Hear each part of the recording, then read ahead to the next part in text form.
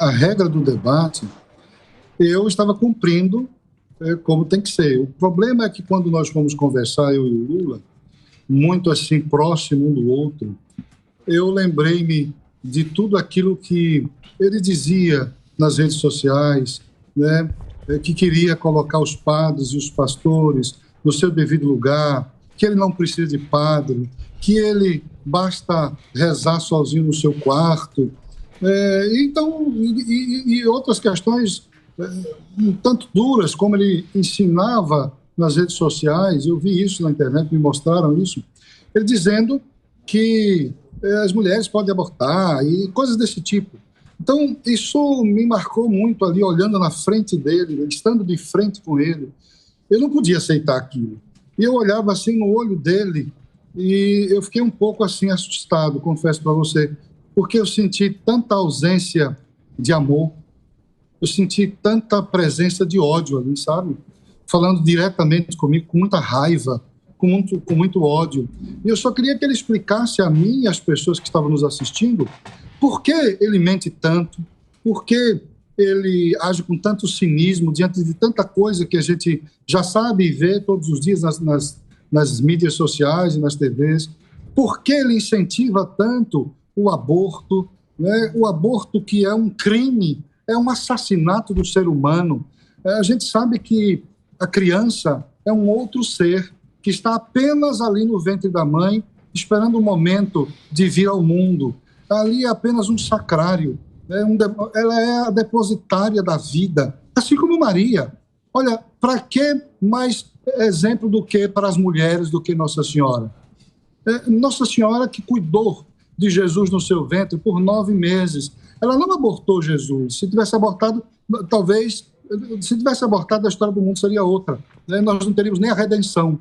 Mas Maria foi aquela que escutou a voz de Deus, correspondeu com a voz de Deus e soube cuidar, soube gerar e cuidar e amamentar aquele que era o nosso Salvador. Ela não abortou em 6 meses, em 4, 5 meses, mas ela seguiu as orientações de Deus, a lei natural, e preparou, gestou e depois então nos ofereceu o Salvador, o Redentor do mundo. Então, Lula ali diante de mim, dizendo todas aquelas coisas, eu, um sacerdote, ouvindo aquilo, meu Deus, aquilo me questionava muito, esse homem mente demais. Chega, vamos parar com tanta mentira, as pessoas não aguentam mais isso. É muito cinismo na televisão para todo mundo, é mais do mesmo ali, os outros partidos ali de esquerda, que a gente sabe que muda apenas a sigla, mas as pautas e as bandeiras são as mesmas. Então, a sociedade brasileira não merece isso. Eu vi isso, eu vi as consequências de escolhas erradas com amigos que eu tenho venezuelanos. Eu trabalhava numa paróquia pobre, lá em Serrolândia, no interior ali na fronteira entre o Ceará, no Crato, por ali, com o Padre Eugênio. E num certo momento, eu disse, Padre Eugênio, olha o que está acontecendo na Venezuela, eu preciso ver isso aí. Eu não acredito que o ser humano esteja sendo tão maltratado desta maneira. Então eu quis ver com os meus olhos, porque eu não acreditei naquilo. E alguns amigos compraram uma passagem para mim, eu fui até esse local lá em Pacaraima, ali na Praça Simão Bolívar, também em Boa Vista. Na divisa. Fui ver com os meus olhos, era na divisa. Mas aonde me chamou mais atenção, Emílio, foi ali em Boa Vista, porque era uma multidão de pessoas, de seres humanos, ali deitado debaixo daquelas árvores, sem nada no chão, apenas um papelão.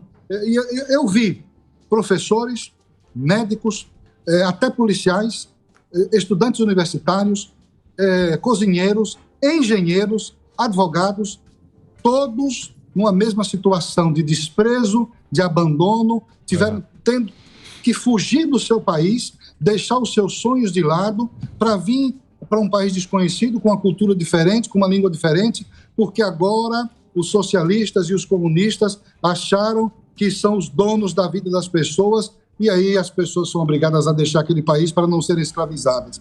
Isso é um absurdo. Então eu fui ver aquilo. Mas, ô padre, o que assusta mais é lá o Ortega, lá na Nicarágua. Exatamente. Fechou igreja.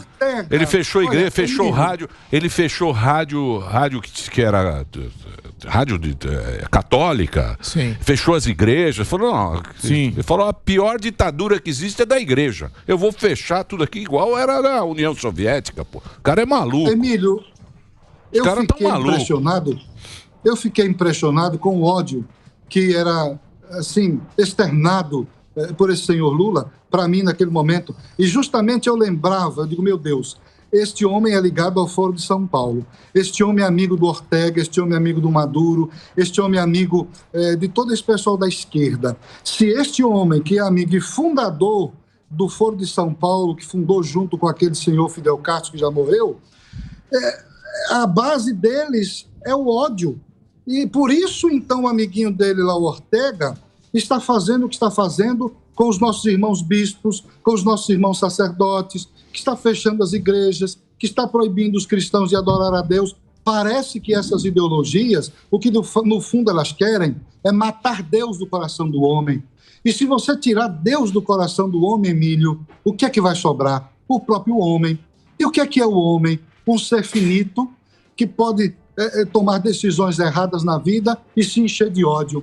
Quem nos enche de amor é Deus. Então nós precisamos voltar-se para Deus. Temos que voltar o coração para Deus, porque nós não podemos nos encher de nós mesmos, né? São todos amiguinhos. Ortega, Lula, e tantos outros que não recordo o nome, mas vocês sabem muito bem, desse conjunto do Foro de São Paulo, dessa instituição do mal, né, que querem acabar com os nossos valores e costumes cristãos, porque o fundamento é esse.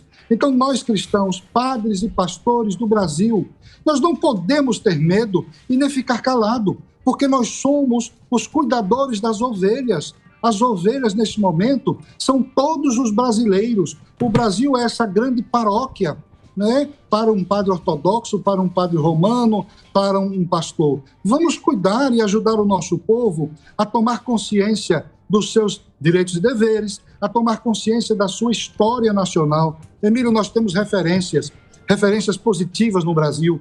Por que não buscarmos as nossas referências de homens que viveram como políticos e que ajudaram o Brasil a ser uma nação pujante em séculos passados, que prepararam o país para esse presente que a gente vive agora, mas que muitos até desviaram daquilo que era planejado no passado. Nós precisamos resgatar essas nossas referências, porque nós temos referências, nós temos heróis nacionais, nós não precisamos de Che Guevara.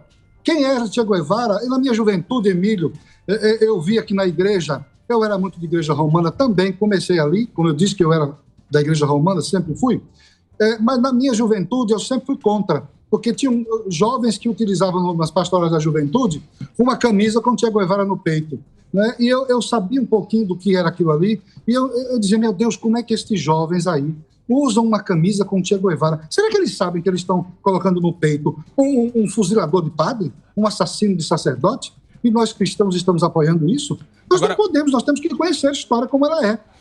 Agora, padre, essa ideia progressista, ela foi avançando tanto que ela própria já vai se zoando dentro dela. Sim. Porque vai ficando uma confusão muito grande, que aí você não consegue mais entender como é que você pode tirar o direito de alguém e ir a uma igreja. Isso que eu ia até falar com o padre. Praticar qualquer igreja. Sim, porque... Qualquer igreja. A igreja evangélica, pô, sei lá, fazendo culto. Sim, né? É que o Superman tá... Não, acho que o Alba... Eu ia falar exatamente isso, padre, porque você acredita que é uma influência dessa classe política da questão da fé cristã? Porque, por exemplo, eu lembro muito quando o padre Paulo Ricardo ele foi no Congresso falar contra o aborto. Eles falaram, por que você não tira a batina? Não sei por que você está aqui. E a mesma coisa aconteceu com o senhor. E também acontece com os pastores evangélicos, né? Que quando eles têm eles alçam alguma opinião maior ou têm alguma oportunidade de falar, eles são sempre execrados, são sempre feitos como palhaço. Você acredita que, e no final, essa ideologia, ela sempre termina, a questão da esquerda, falando que a fé cristã, ela é opressora. O senhor vê dessa forma a classe política já colocando a fé cristã, já puxando para baixo? Pergunta longa. Meu irmãozinho, a fé cristã ela é libertadora, porque liberta o homem do pecado, porque ajuda o homem a enxergar a vida com os olhos da fé, com os olhos do próprio Cristo. E como é que Cristo olha o outro? Com amor. E como é que nós, que somos seguidores de Cristo, devemos enxergar o outro? Com amor também. Porque se é o Cristo que nos inspira, se é o Cristo que move a nossa vida, porque fomos batizados, recebemos o Espírito Santo. Quem tem que nos mover é o Espírito de Deus. E Deus, Jesus Cristo, olha o outro com amor. E nós precisamos enxergar o outro com os olhos do Cristo. Com amor, com compreensão, com tolerância, com perdão, com respeito. Né? Não é, você não conhece alguém e aí porque você ouviu falar, você começa a propagar mentiras a respeito daquela pessoa, você começa a propagar calúnias a respeito daquela pessoa. Está errado. Conheça de fato, conviva com ela. Jesus é sempre o modelo. Jesus é sempre o centro da nossa vida e não o homem.